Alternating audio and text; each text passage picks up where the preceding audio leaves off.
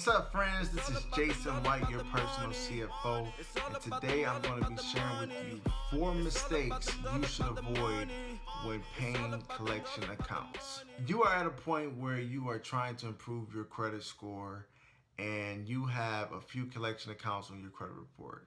What many people believe is that when they pay these collection accounts, they're going to be magically removed off their credit report and it's going to improve. Or the status of the account is going to go as paid versus unpaid, and that is going to improve their credit score. But if you are thinking that, I must admit that you are wrong. Whether it is paid or unpaid, a collection account on your credit report still has the same negative impact either way. What you want to do is negotiate a payment for deletion. Always, at all times. Never contact debt collectors to pay off debts without negotiating first. And when you do that, you want to avoid these 4 mistakes that a lot of people ultimately make when paying collection accounts. The first mistake many people make is ignoring correspondence letters from debt collectors. They send you a verification letter saying, hey, Jason, we are now the owners of this account with AT&T for $849. Please answer within 30 days or we will deem it as legit and we will continue to move forward and try to obtain payment.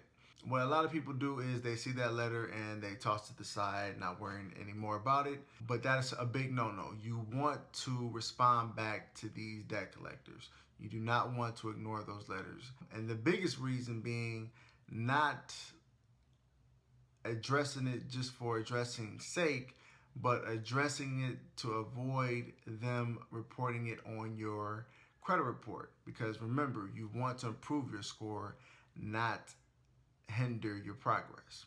Okay, so with you responding to that, you want to respond the correct way, which I'm going to share with you about, but you do not want to ignore these letters. Stop ignoring these letters and address them. Number 2, the second mistake that people make when dealing with collection accounts would be communicating with debt collectors over the phone. It's a big no-no. Reason being is when you talk to these people on the phone, they want payment in full or they want to make a payment arrangement. They do not want to negotiate with you over the phone. They will not negotiate with you over the phone. You know, everything that they do will be in the company's best interest versus it being in yours. So no communicating with debt collectors over the phone unless you know you can pay the account in full right away, okay? You want to communicate everything via mail. Write letters, send it certified, or send a letter, whatever it may be. Write letters, send them out. Do not communicate with these debt collectors over the phone. Big no-no. The third mistake people make when dealing with debt collectors or paying collection accounts is they never validate the debt. They assume that it's theirs without being skeptical. You know, if I were to call you saying, hey, Roger, you have this debt with so-and-so company for $500. Let's make payment arrangements today to satisfy this account. You wouldn't feel comfortable doing that without first getting some more information, right?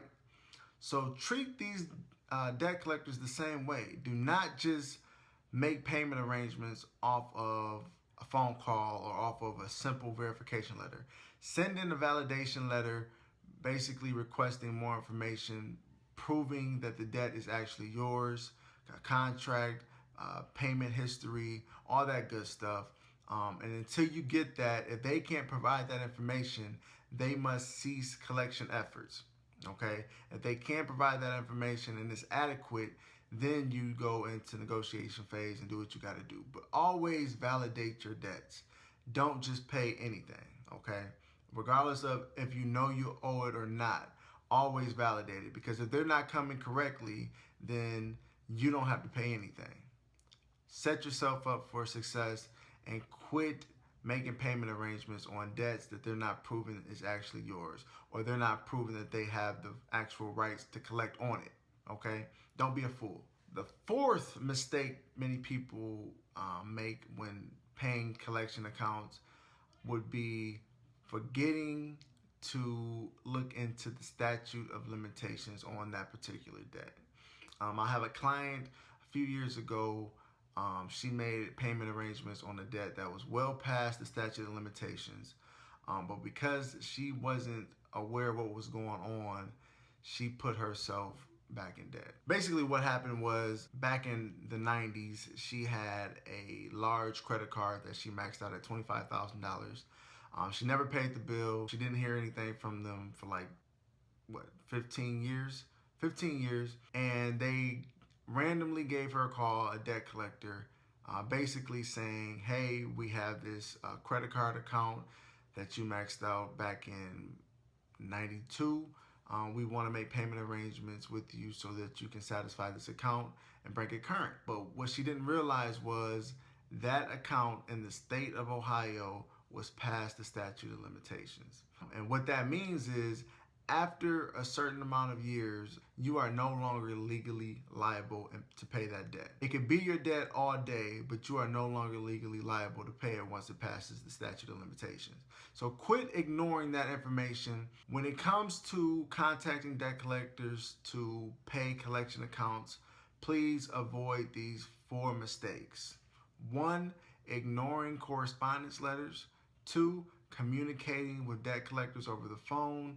3, not validating your debts. And 4, ignoring statute of limitations. If you can do this when contacting debt collectors to pay collection accounts that are on your credit report, you will be successful, my friend.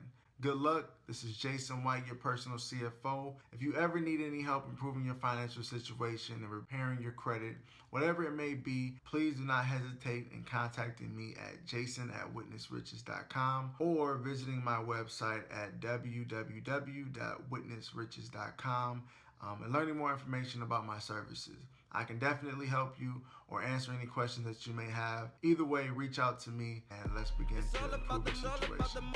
Regardless, hopefully you found this information to be very helpful. Other than that, man, you be blessed, and I'm out. Peace.